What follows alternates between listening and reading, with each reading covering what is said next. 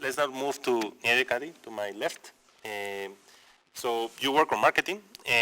So I want to ask you, what do you think of the transformation and how the competition, the market structure is affecting, and what are the marketing strategies being followed that you are observing?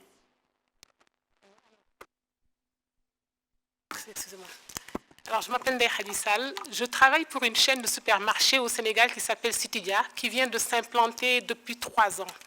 Alors, je vais d'abord parler de la tendance pour dire aujourd'hui que nous voyons de plus en plus de nouveaux produits dans le circuit, qui étaient dans le circuit traditionnel, qu'on retrouve maintenant dans le circuit moderne. Ce qu'on appelle circuit moderne, ce sont les supermarchés.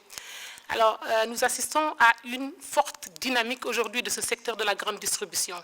Et aussi, nous assistons à une forte pénétration des produits locaux dans ce secteur de la grande distribution, avec une innovation aussi bien dans l'emballage, dans le pricing et aussi dans la gamme de produits qui est proposée.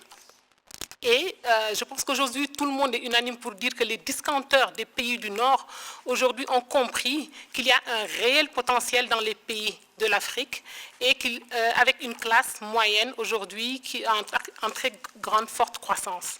Et face à tous ces changements, nous pouvons aujourd'hui affirmer que la tendance elle est positive. Alors, quels sont les défis auxquels nous sommes confrontés ? Pour parler de ces défis, moi, je vais me baser sur un cas réel au Sénégal, avec une campagne qui s'intitule la campagne Made in Sénégal.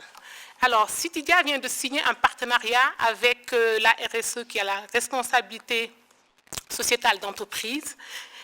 Et notre contribution à ce nouveau partenariat est d'offrir de la visibilité, de la distribution, de la vente et de la communication à un groupe de micro-entreprises.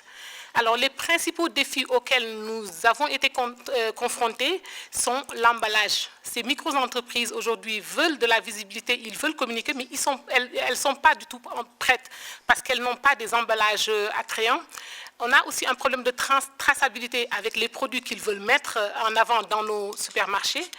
Et un point qui n'est pas aussi négligeable, qui est la faible capacité de production auxquelles ils sont confrontés, et aussi ils ont des problèmes d'approvisionnement et une structure de prix qui n'est pas maîtrisée par ces micro-entreprises. Et finalement, ils ont un réel problème de communication. Ils ne communiquent pas, je pense, par manque de moyens. Alors, les opportunités aujourd'hui qui s'offrent à ces micro-entreprises, quand toutes les conditions sont définies et garanties, peuvent être déjà l'élargissement de leurs produits au niveau de la grande distribution, et ils peuvent aujourd'hui trouver d'autres canaux de distribution comme la restauration collective et d'autres canaux qui leur permettent d'avoir déjà une meilleure rentabilité et aussi, au finish, une meilleure sécurité alimentaire. Alors, nous pensons qu'aujourd'hui, il faudrait intensifier toutes ces actions de la RSE, de la responsabilité sociétale d'entreprise, avec les différents partenaires, c'est-à-dire les partenaires au développement, les entreprises comme nous et aussi les États.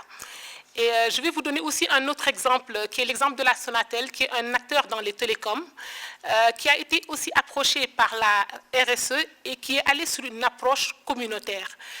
La Sonatel aujourd'hui a environ 1000 employés. Et l'objectif était d'aller exposer les produits de ces micro-entreprises et influencer le consommateur sur les produits locaux. Et nous, l'approche qui a été définie avec ce partenaire-là, c'était une approche de visibilité, de distribution, de vente et de communication. Alors, nous savons aujourd'hui qu'il y a une émergence de la classe moyenne qui est prête aujourd'hui à consommer les produits locaux en quantité, mais également très exigeante sur la qualité des produits. Et à ce stade, nous pensons qu'il y a aujourd'hui 2 leviers stratégiques, à savoir la conformité des produits et aussi la compétitivité. Et avec 3 acteurs principaux, donc comme je viens de le dire, ce sont les entreprises privées, ce sont les États, c'est-à-dire les politiques, et finalement le secteur privé. Je vous remercie. Thank you. And let me just follow up because your model seems pretty interesting as being a supermarket, so in the private sector. Yes. So what I wanted to explore from you is what is the business plan? Because you are trying to create the standards of producing Senegal, okay? Yes. And to create the attributes that you need to be able to compete with imported products. But what is your business plan relative to another supermarket that will prefer to import and to have the standards that people are looking for? So what is your strategy? Why you are doing this investment? Why you expect this will be profitable as a private company in the future? Manufacturing local products? Yeah. OK. Si les produits locaux aujourd'hui deviennent compétitifs, nous pouvons avoir déjà de meilleures marges avec eux et cela nous amènerait à nous plus importer la plupart de nos produits. Aujourd'hui, nous importons presque 80 à 90% de nos produits sont importés. Nous utilisons que 5 à 10% des produits locaux, avec des marges aujourd'hui qui ne sont pas très fortes.